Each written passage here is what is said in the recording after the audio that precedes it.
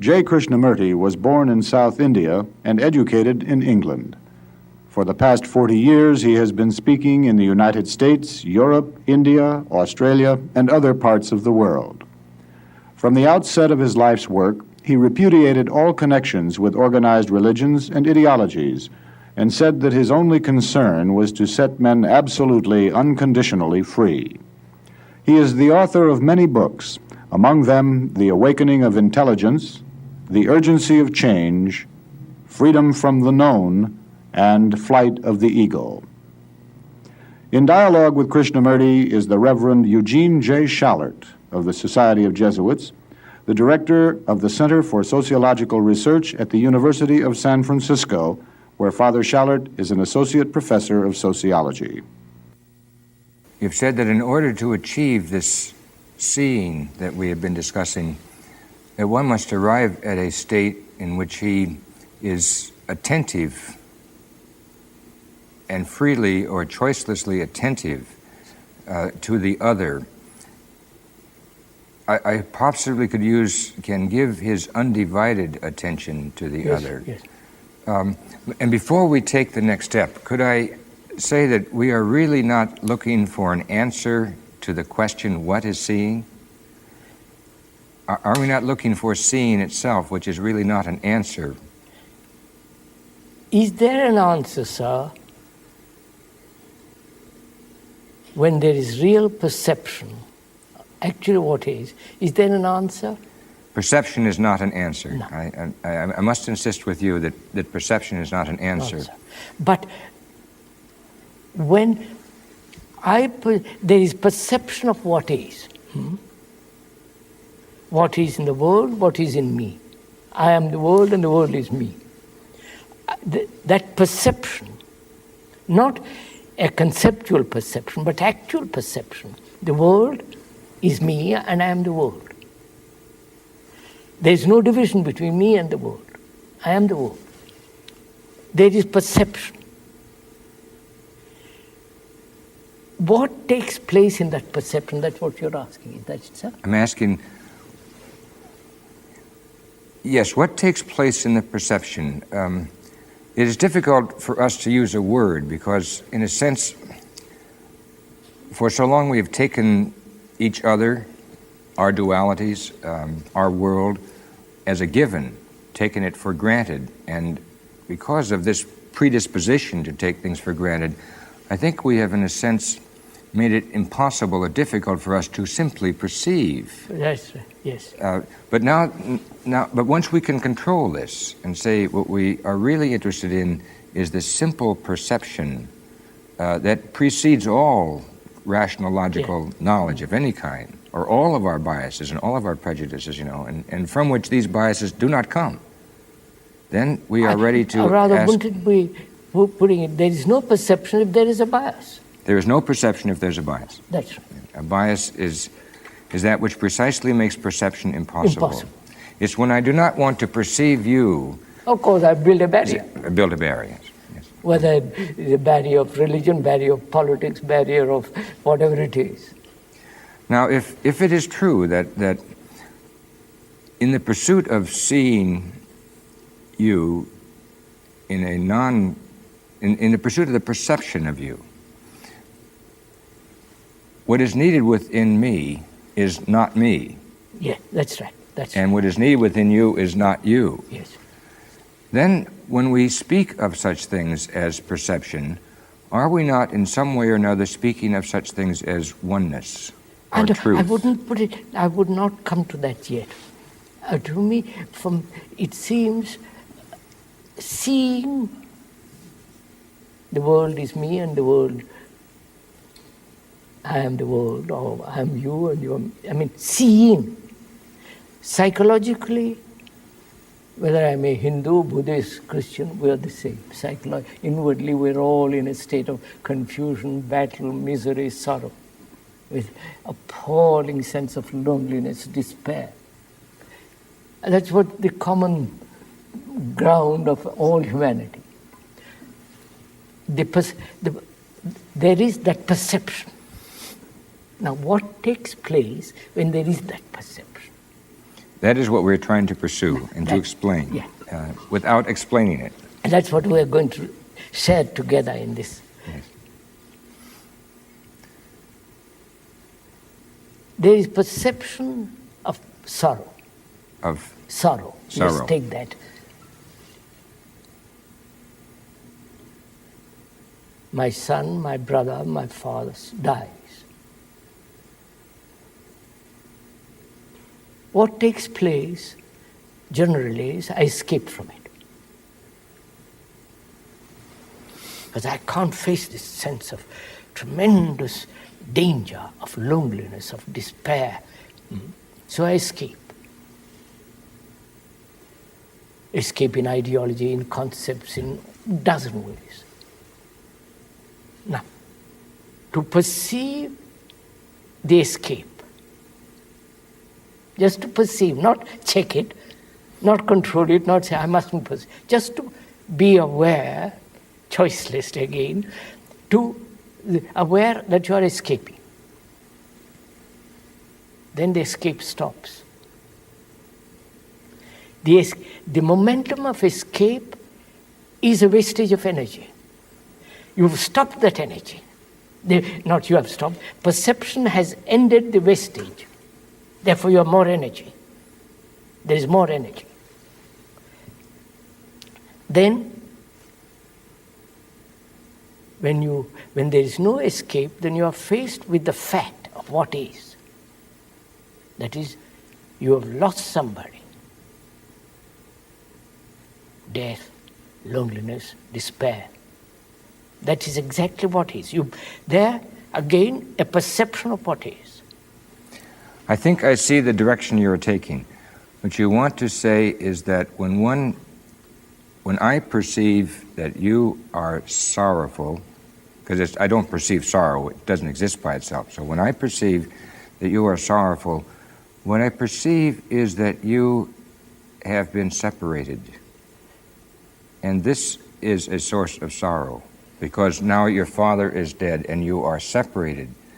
And in perceiving that sorrow is associated with separation, am I not perceiving that joy is associated with... No, sir, not yet. The fact is I've lost somebody. That's a fact. Burnt, gone. And if it is something gone, finally gone. And I feel tremendously lonely. That's a fact. Lonely, without any sense of relationship, without a sense of any security. I'm completely at the end. Many people speak of this as saying, I am empty now. Yeah, empty. And there is an awareness of this emptiness, of this loneliness, of this despair. I say, when you don't escape, you conserve the energy. Now, there is this conservation of energy when I'm facing the fear of my loneliness. I meet it. You are aware of it. There is an awareness of this fear of loneliness. But now, how can you give your undivided attention to someone whom you have lost? Simply and finally. I've lost him finally. But now we are examining the state of the mind that has lost. Yes, we're trying to understand. The mind that it says, I'm lost everything. I'm really in a desperate sorrow. Right? And there is fear. See that fear. Don't run away, don't escape, don't try to smother it by courage and all the rest of it. See that fear. Be choicelessly aware of that fear. Then in that awareness, fear disappears. It does disappear. Yes. Then you have now greater energy. Yes, and we've all experienced that, how how seeing fear disarms fear. Fear. Yes. Next, what is there? Why is there sorrow? What is sorrow? Self-pity? Well, when it's associated with anxiety or fear, then we will have to call it self-pity. Self-pity. Yes. What does that mean, self-pity? You see, that means me is more important than the person who's dead. And so you didn't give your undivided attention to I that never person. loved that man. Precisely, yes. My child never loved that child. Yes. I never loved my wife or husband, sister. It is there I discover there is in this state of awareness, there is the discovery that love never existed. Or in the discovery of a sorrow which is associated with grief or with separation or with fear, there's the discovery that love has been horribly limited. And if I existed didn't at have all, it. I couldn't didn't have it. Yes, yes. Love means something entirely different. Yes. So now I've got there's tremendous energy. You follow? Said, not escape, no fear, this sense of self-pity, concern about myself, my anxieties. So there is this, out of this sense of sorrow, there is this bubbling energy, which is really love. Which is really love. Yes, yes. So now we have discovered that when one gives his undivided attention to another. And no, I have not given my attention to the person who is dead, my father, my son, my brother. No. I have given there has been attention to the state of my mind, the mind which says, I suffer. Yes, but we have been trying to examine what I suffer means in the context of what choiceless attention means. Yes. So I find love is a total attention. Love is a total attention. Without any division. In a sense... I think this is really important because, you see, sir, for us, love is pleasure, sexual, other ways. Love is pleasure. And love is fear, love is jealousy, love is possessiveness, domination, aggression. You follow? We use that word to cover up all this. Love of God, love of man, love of, country, love of so on and so on. All that is the love of my concern about myself. Yes, all of that is self-love. Obviously. But it's the me that is being loved, not the self that is being loved. That's no love. That's a tremendous discovery. That requires great honesty to say, well, by Joe, I've never really loved anybody. I pretended, I've exploited, I have adjusted myself to somebody, but the fact that I have never known what it means to love, that's a tremendous honesty, sir. To say that I thought I loved and I never found it. Now I've come upon something which is real, which is I've watched what is and moved from there. There is an awareness of what is, and that awareness moves. It's a living thing, not comes to a conclusion. Now, why is it that in our attempt to pursue the question of undivided attention or choiceless attention or simple seeing, that we very naturally slipped into the question, and I think it's not really logical, it's very naturally slipped into the question of simple loving as opposed to fictitious or fraudulent loving or conditioned loving. There must be something about the loving and the seeing process which is so similar that we can slip from seeing to loving and really be discussing the same thing. And as we move, Well, move is not a good word. No, As we become aware of as we develop this undivided attention or this choiceless awareness. Not, if I may suggest, don't use the word, humbly suggest, not the develop, that means time. That's why. Be aware. Be aware. Yeah, we're struggling with words because be aware of the carpet, the color, the shape, the form. Be aware of that. Don't say, I like, don't like, this is good, this. Just be aware of it. And then from that grows the flame of awareness, if one can so call it. You see?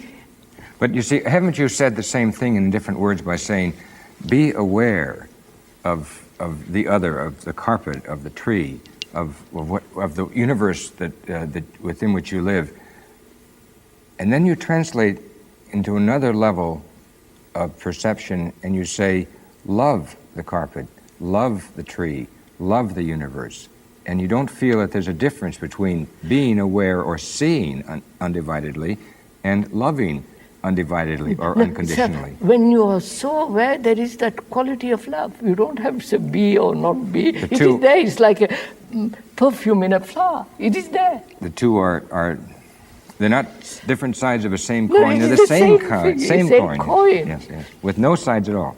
Yes. So that then to see in this undivided way, choiceless way, and to love in this choiceless way must be one and the same thing. Yes, but you see, the difficulty is we are so eager to get this thing that we lose the real thread of it, the beauty of it. Yes. Now suppose that we were to move our discussion one more step, or maybe another step, because it's not more, and say that as far as we can perceive, to be aware and to love are one and the same thing. Could we move one step further and say to be is the same as to see and to love? What do you mean by, I don't mean further now. The word to be? Everybody says, I am. The whole young generation at present says, I want to be. What does that mean? I'm sure it means very little. I think it means be active. Yeah, that's all. Yeah. Or be possessive. Yeah, or be possessive, be angry, be violent. I am. Yeah. That's what I am. Yeah. And so then the word to be has a connotation about it that is associated with activity, which can only follow from this inner energy, which is what to be means. That all this brings us to a question. Whether man can change at all. That is the fundamentally, it seems to me that's one of the major questions in the present world. The structure and the nature of human beings have to change. Well, when you use words like structure and nature, structure in the sense those mean categories to me. No, the way he lives. Can man's lifestyle change? Yes. The way he lives, the appalling pettiness, the ugliness, the violence, the brutal, what's going on. I would say that there should be nothing but despair relative to the question of change if, when we're dealing with the question of change, we were dealing with the creation of new categories to replace old categories. No, I don't mean that. If, on the other hand, we were dealing with the question of changing from the without to the within, and can men do this? From the to do to the to be, from the pretense of love to the love, from the perception of categories to seeing. Can men change in that direction? I would have to ask that, do men? And they do. You have done it. I have done it. Will men do it? Because man has lived as he has lived with such appalling brutality. Such a deception, such lies, hypocrisy, and all the rest of it. I mean, if I have a son, a brother, it's my concern, my responsibility, not to change him, but to see what it is. Not, I don't want him to imitate me or conform to my pattern, which is absurd, or my belief. I have none of that. So I say, look, how is it possible for a human being to change?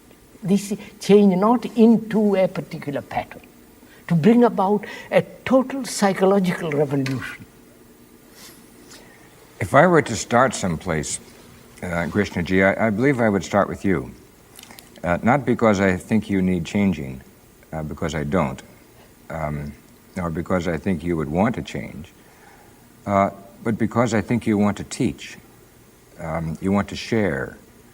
You have received so much joy from understanding and from loving that this radiates from within you. Now, if you wanted to teach someone that there is more to be seen than is seen, and the more is not quantitative, but in depth, maybe I would want to change you in this direction, that when you speak of the world and its conflict and its tensions and its violence and its hypocrisy, that you may also address yourself to some other question, which I'm sure you have done, but don't speak of it, the question of not only the endurance of inner conflict or exterior conflict, but the endurance of inner joy and exterior joy. Now wait a minute. These are always there when you talk, but they're not expressed. When does joy come? When I don't seek it. It happens. I don't have to cultivate it. The mind hasn't to pursue it. Yes, the mind cannot pursue Therefore, joy. I have to understand, an understanding must take place.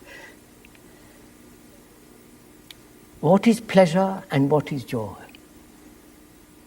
That's where we mix it. We mix our it levels, together. yes. To understand joy is more important than to understand pleasure.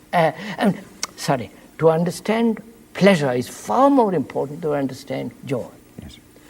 Because we want pleasure, we pursue pleasure. All our, everything is our pleasure. The whole moral, social structure is based on this enormous pleasure. And pleasure does breed fear, insecurity, and all the rest of it. Now, in the understanding of pleasure, the other thing comes, you don't have to talk about it. The other thing flows like a fountain. You don't even call it joy. It's something in ecstasy, something.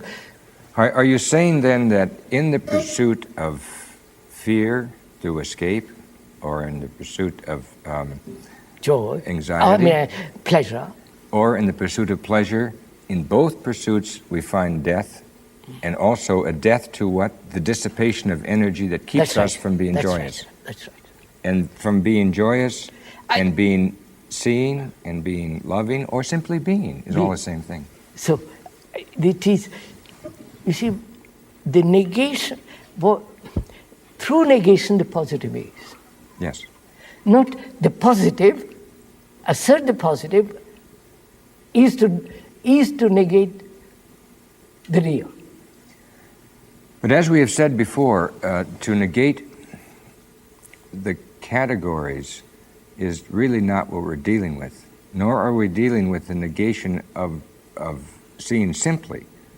We're dealing with the negation of all of those obstacles, like pleasure, to joy. Because unless you negate pleasure, you will never be joyous. And when you're joyous, you're also quite pleasurable. I don't talk about it. The moment you're conscious that you're joyous, it goes. It goes, yes. Like being happy, and you say, well, how happy I am, it becomes nonsense when you say how happy I am. But now, yes, because now you've rationalized it and put it into category, and now it becomes something to speculate about rather than to do, yes, or to be, yes. At the same time, if we are since we are pursuing as deeply as we can the pursuing seeing and understanding and loving, or this undivided attention, since we're pursuing that, And we found that one cannot pursue it except by negating fear or negating pleasure. Yes, sir. As being understanding pleasure, understanding the pleasure. whole Yes. nature of pleasure. Yes. Then we must ask ourselves, well, if these are not the avenues to seeing or loving or being, then, and I suppose we will ultimately get to the question of being or being one. I suppose we may get to that question, because we want to discover that you are one with the world and the world is one with you, and you are one with myself and I am one with you. We want to discover that. So, and we've seen that that seeing must take place, and loving must take place, and an awareness of being must take place. And we've seen what to do to get rid of these things that get in the way of the most exhilarating of all experiences or realities, the reality of just being. I am enough. I don't need these things to be. Here I am. See, that kind of thing. And then what would you think would be the next step that one would have to take? And we're not talking about process or method now. No. What would you perceive to be the next step? Next step of what? In the development From what?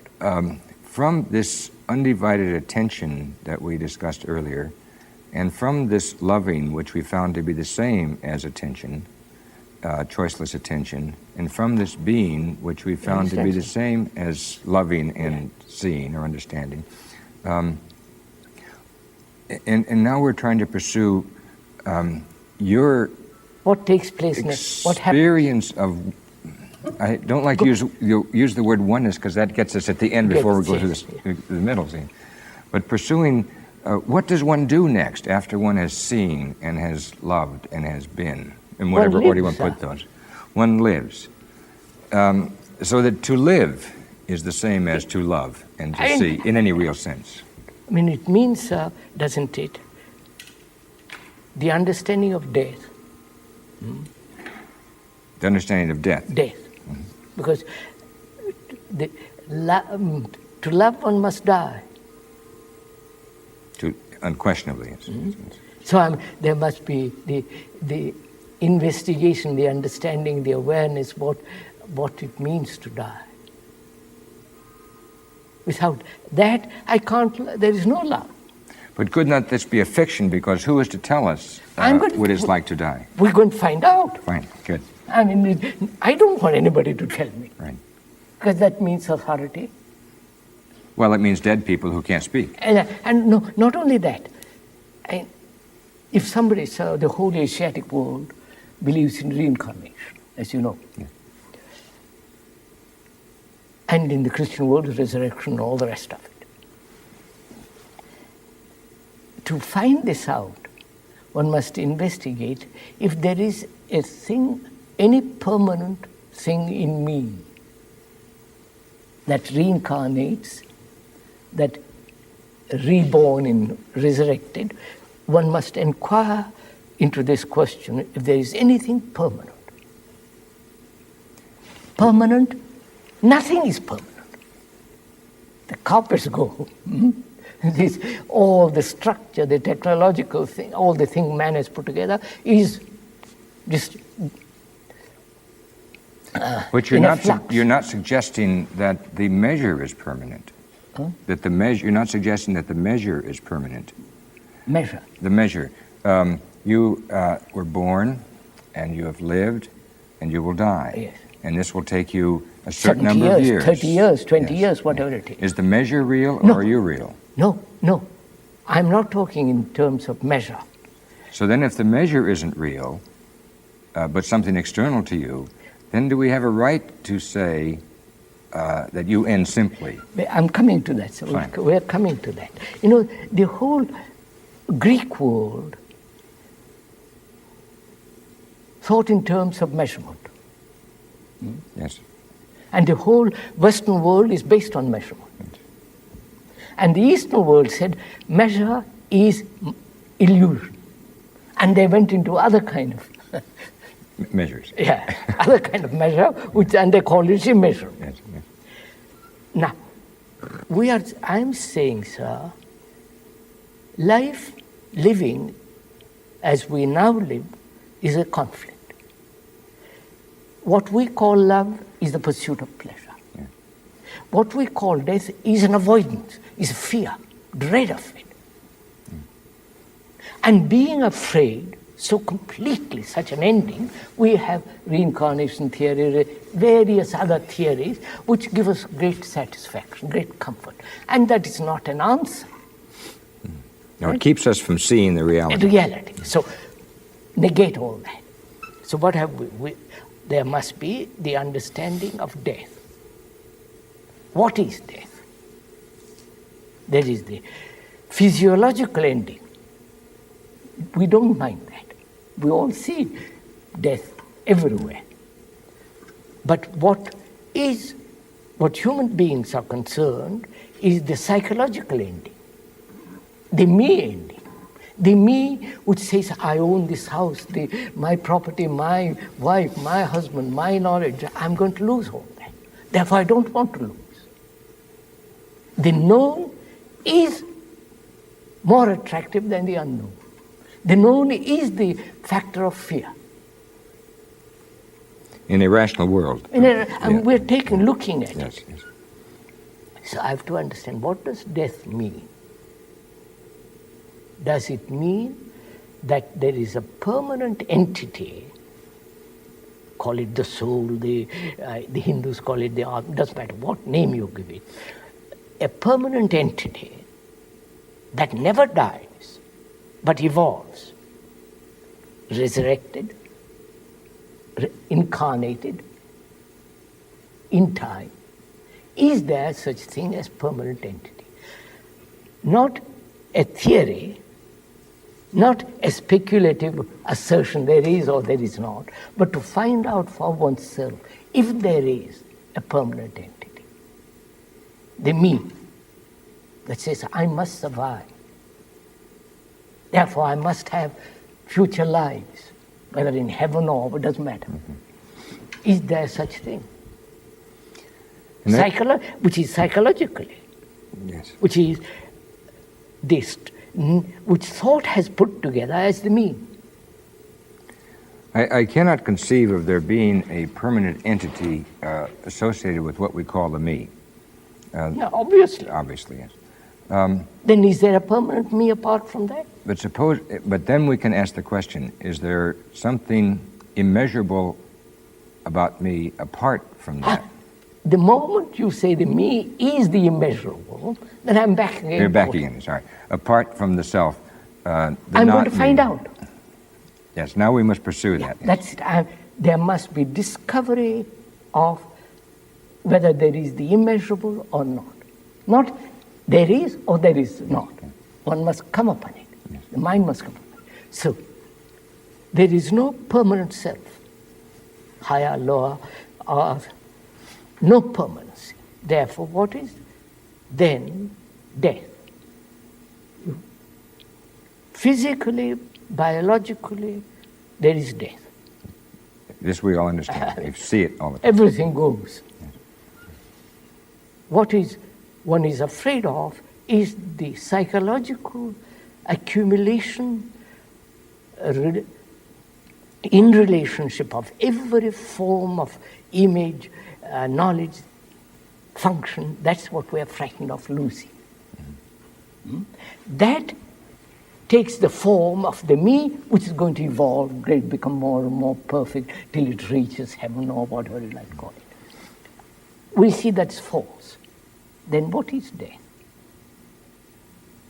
You were suggesting that we can discover the meaning of the words to live by looking for the meaning of the words to die. They are related. They are related. Unquestionably, they're related. Yeah, they're related. And most religious writers in the history of comparative religion have said that in order to live, one must die. So, as I don't read these books or any of these things, it's an actual fact. To live, you must die. Yes. Which means dying every day to all the accumulations that you have gathered during the day, ending each day dying. So that the mind is fresh every day, is new. Yes, and now, in order that we might pursue the question of to live by looking at the question of to die, and looking at it finally. We do. The ultimate death. We do. Where the body has disintegrated in the grave. Body is important. Look after it, care for it, and all the rest. But bury it when it's dead. Get rid of it. Get rid of it. Bury it. Burn it. Whatever. Simpler. Yes. Now, suppose that we want to see what happens when one dies, Now, in order to see what happens when one lives. That's what we're doing. Therefore, I must first understand what it means to live, not what it means to die. My life, one's life as it is a turmoil. As it is. It is chaos. It is a mess. With all kinds of ideals, conclusions, it's a mess. Now, unless if there is no order in this mess, I can't understand what death is. Because death is perfect order. I don't know. And now, by what do you mean? Because order to me is something imposed from without. I'm coming to that. Death is perfect order because it's the ending of disorder. All right, I understand. Yes. So, there must be the ending of disorder in my living. Yes. And the ending of disorder is to be aware what is disorder, choicelessly. What is disorder? My belief, my gods, my country, my saying this is better, all this terrible violence. See it as it is. And when you see it as it is without separation, you have energy, as we went into that. Then, in perceiving disorder, there is order, which is harmony. Now, having established that, established in the sense, see it, realize, be it, then death is not separate from order. They are together. Order means the ending of disorder. Yes, and disorder or order means a consciousness of my presence within you, or your presence within me, or of our oneness. We must pursue the question of our becoming aware, or giving this undivided attention, or loving each other, which each other is eliminated. Yes, in other words, this is a there duality. There is only a state, sir, look, sir, there is no you and me. Yes. I'm not you and you're not me. There is that quality of awareness, choiceless, that sense of attention in which the me and the you ceases. Yeah. You don't say it's unity. Unity implies division. Oh, but you're using unity in the mathematical sense now. I'm just using unity in oneness. To me implies oneness to me means the same as undivided attention. Definitely, yes. It doesn't mean division. It doesn't presuppose division. When there is no, you see, sir, we are discussing what does it mean to live, to love, and to die. Yes.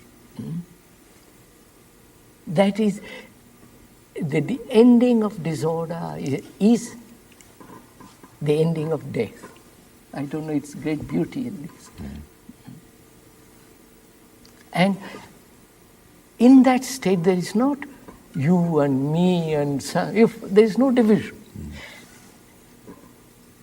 Then you can find out in that state what is the immeasurable. Only then you can find out, not before, because then it becomes merely speculation, or somebody says there is immeasurable, there is no God or God. That's no value. It's only when there is this complete order, really mathematical order, born out of disorder, not a blueprint imposed on disorder. Yes. Then you'll find out. Then the mind discovers whether there is an immeasurable or not. That nobody can say yes or no. Because then if you don't see it, if there is no perception of the immeasurable, then it merely becomes conceptual. And on religions, most religions live on conceptual.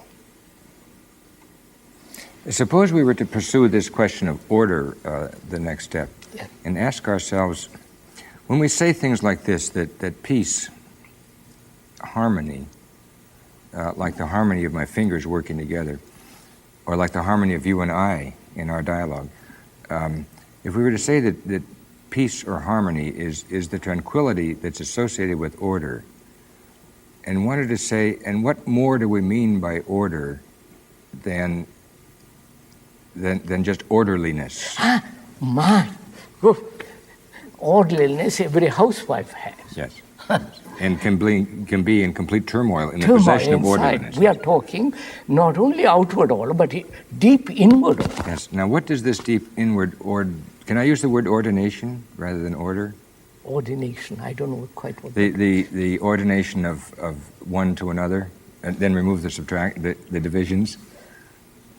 Ordination. Oh, if we understand by that word, order in the sense, no conflict. Yes. No friction, no sense of me being bigger than you, or no comparison, no sense of ambition, greed, possession. The real quality of mind which is not concerned with all this bilge, with all this nonsense, then that is order. Yes. So that then order and peace and tranquility, which is energy in its fullness, rather than rather than the lack of energy. Yeah. It's not activity, but it's the fullness of energy. Yeah. So it's dynamic. That is necessary, isn't it? Yeah. Which means when there is that complete order, the mind is no longer in conflict, therefore has abundance of energy. And what has been done by you or by me as we relate to each other in order to achieve I'm using... It doesn't matter. Go yes, ahead. You understand. In order to achieve this order that we are speaking about. You can't achieve it. You out of being aware of disorder, choicelessly, order comes, naturally.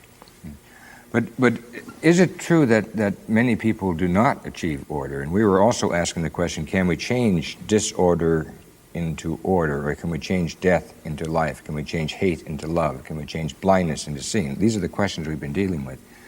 And we haven't answered the question, can this change take place? There it is, so, you know. But if we wanted to deal with this... you listen to what is being said. You give your whole attention. Not as a Catholic or this or that. You give your complete attention. You're in that state of attention, there is a transformation. You're no longer a Hindu, Buddhist, whatever it is. You're finished with all that. You are now a total human being.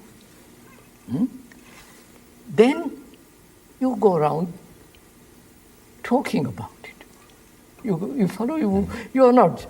You are active. You are not. You are an outsider operating on the world. But you are not of the world, but an outsider. Would you say that in our conversation, that the closer we get to the truth, the less conscious you become of the fact that I am Catholic priest? Has it mattered in the last? Not in the least. Not in the least. But it's up to you. And it has not mattered to me whether you are a priest or not a priest. But I haven't even thought of that because it makes a little difference. Choiceless attention to you. It makes a difference. Take, for instance, this I have met in India and elsewhere. Several Hindus have come to me and said, why don't you put on sannyasi robes? You know, sannyasi, that is monk's robe. I said, why should I? To show that you are not of the world. I said, look, I'm not wanting to show anything to anybody. This is real to me, that's good enough. If you want to come and listen, listen. But don't go by my garb, by my gesture, by my face. That's not important. But to them it's important because they use that as a platform from which to attack or to distract or to take. But if you're not standing on any platform, if you don't belong to anything, why should I be any collar, no shirt? Oh, but I think as we pursue the question of what it means to live and to die, to be and to not be, to love and to hate, And so, as we pursue those things, we must also at the same time pursue the question, what does it mean to belong? Now, if you ask me, do you belong to the Catholic Church, I would say, of course not, because I am not a thing which can be possessed by anyone. quite. Nor is the Catholic Church something that I possess. So we'd not like to use the word belong. If we had a love relationship with each other, could I say, you are my friend? Yes. No, I couldn't, because that would connote belonging. I see what you mean, yes. And I could not say you are my friend. We use the word all the time, but the word sir, my distorts what we see So, when but we see. I'm questioning, why do we belong to anything at all? I don't think we can. If we are free, Why do then we're that, not slaves, and then we don't belong to Therefore, anything. that is the main thing. Yeah, the possessive relationship No, is not that is irrelevant. Not to belong to any organized spiritual religious group or belong to party, this or that. Because that encourages division. Yes. If I am free, those mean the same thing, then I'm not capable of being possessed by anyone. I don't it's belong. no good. It doesn't. The word doesn't mean anything. But one has to be, not to belong means to stand alone. Not. But this is a contradiction of what we've been saying during the whole time. No, not to belong is the price one must pay for being and loving and seeing. Yes, but Anything. yes, sir. But also it implies not to belong to any structure which human beings have put together. Yes. Which means that you have to stand alone, outside, not belong to all these messes. So, when you have order, you don't belong to disorder. But now I think we're getting close to what we wanted to say, that to die is to live. And not to belong. Is that a concept or a reality? No, that's an experience. That's a reality. That must. If it is real, it's something burning. It isn't just it burns everything, falls. Yes.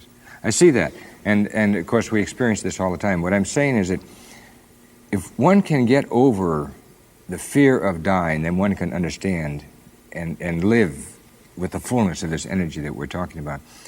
I think by the same token, if one can get over the question of belonging or having in any way, one can get to the question that being is. And this is, I wonder if this is loneliness or being alone, or I wonder if this is that's what the one. danger of being, one has to go into that. What is it to be? We can put it into various categories. The category is not be. But when you suggested that when we were discussing the question of what it is to be, and we pursued this through the question of dying and belonging, and you said to be is to be alone, and is that what you want to say? How can I, sir, if I die to my conditioning as a Hindu, how can I belong to be a Hindu? It has no meaning. Fine, but having died to so being... you see what happens, sir? I throw away the garb of Hinduism or Catholicism, whatever it is. And what takes place? I am an outsider. I'm an outsider in the sense, I may say, I love you, but I'm still an outsider because there is a state of disorder to which human beings belong, and the man who is outside, he doesn't belong. Unquestionably, or may not have a sense of belonging, or cannot use the word to belong. I cannot use the word to belong. There is no relationship. There's no relationship. Now, when there is no relationship between disorder and order, You follow, sir? I follow. Then, what is the state of the mind which is not that? And you are suggesting that the state of the mind is one of being alone. No, alone in the sense it is not contaminated.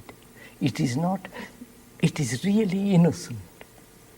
It's really innocence in the sense it cannot be hurt. After all, the word innocence is born, is the root meaning, is not to be hurt. Yes. No, Shara, you know that. So, it is no longer, though it may live in the world, it's not of the world.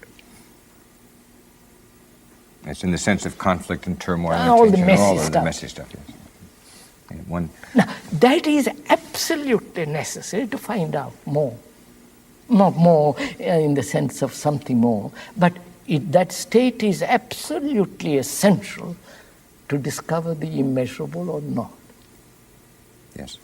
I think this is true, so that we do, in a sense, find seeing in loving and being in being alone. Yes, sir. You see, that is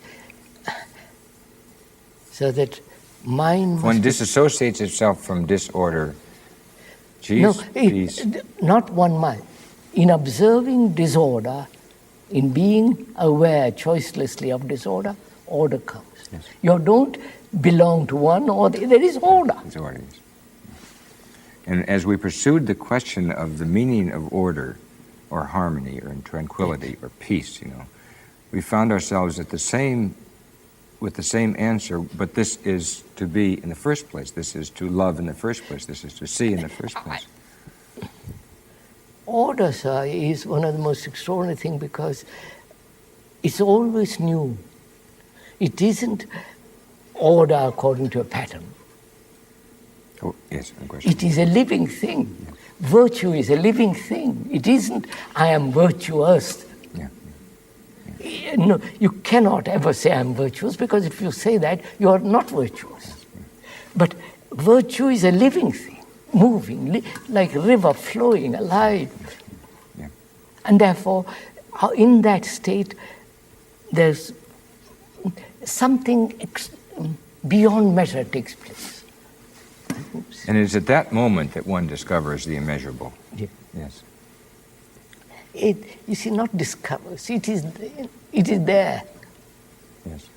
You see, discovery and experience are rather unfortunate words because most human beings want to experience something great because their lives are shoddy, their lives are petty, their lives are full of anxiety. They say, for God's sake, give me greater experience, something more. Therefore, these meditations, these groups forming who meditate and all that, they are searching for that. Whereas they have to bring order in their life first. And then what takes place is something quite beyond measure. I think that's it. So then if we are pursuing the question of the measurelessness, if we are pursuing the... you can't pursue it.